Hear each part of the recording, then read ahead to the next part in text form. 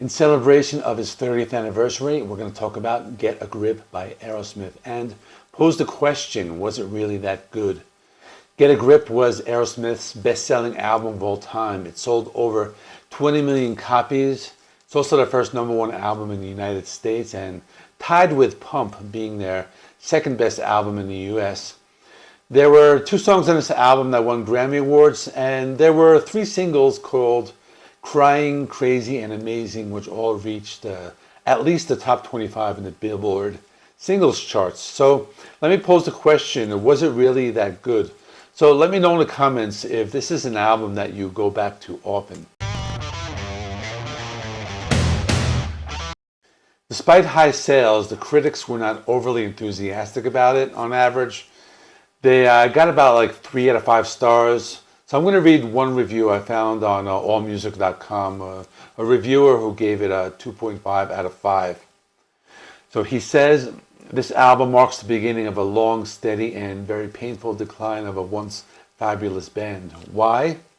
There are some solid rock songs on here, but those aren't what got the attention.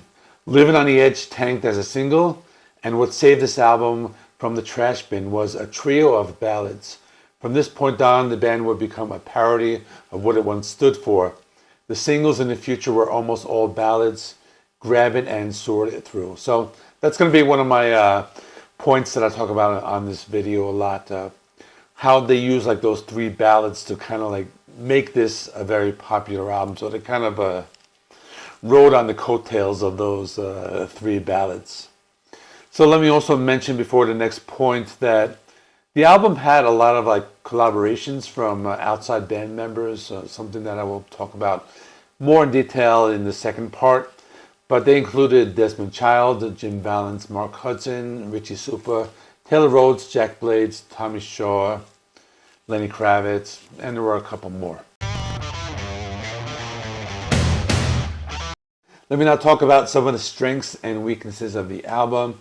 So first, the weaknesses. I think the album is a little too long, has lots of filler tracks. This was released in the era of the CD. Bands tried to fill the maximum capacity of one CD. So for that reason, we had a lot of albums that were over an hour at the time. So a few albums that come to mind, like Metallica's Load albums or Guns N' Roses' Use Your Illusion 1 and 2. Those were all about like in the 70-minute marks. But this album is 62 minutes, so it's not that long. But I'm someone who likes the 45-minute album length. As for filler tracks, the opening track intro could have been removed entirely. They could have gotten rid of the song Walk On Down with Joe Perry on vocals.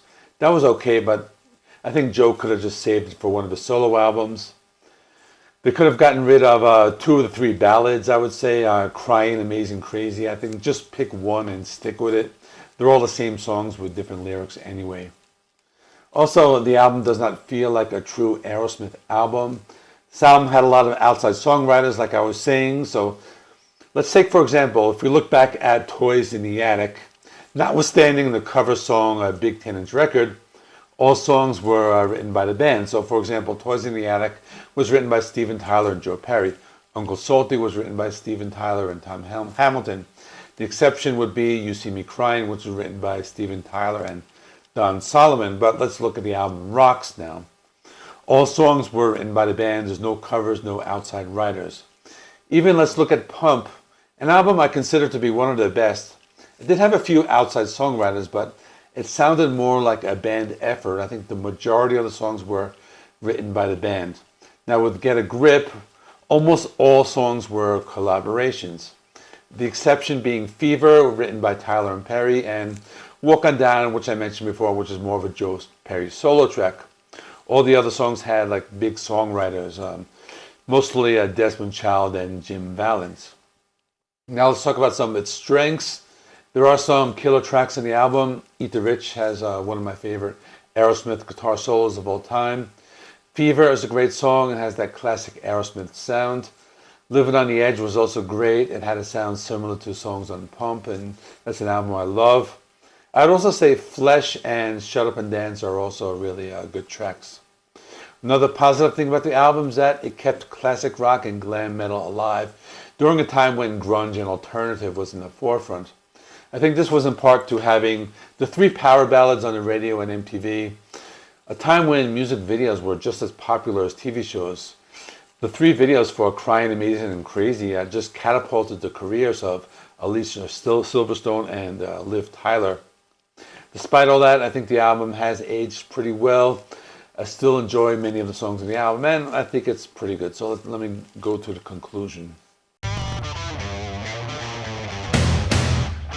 So in conclusion, I think Get a Grip is a very good album.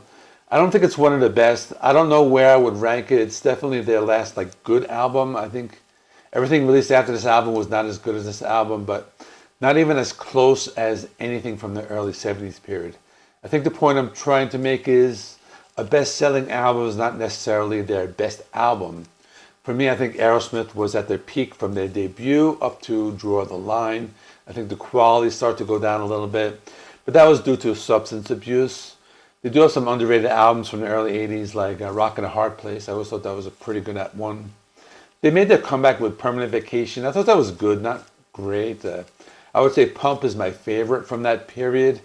And I would say Get a Grip would be my second favorite, but if I did a ranking, it would probably make the bottom half of their top 10, I would say.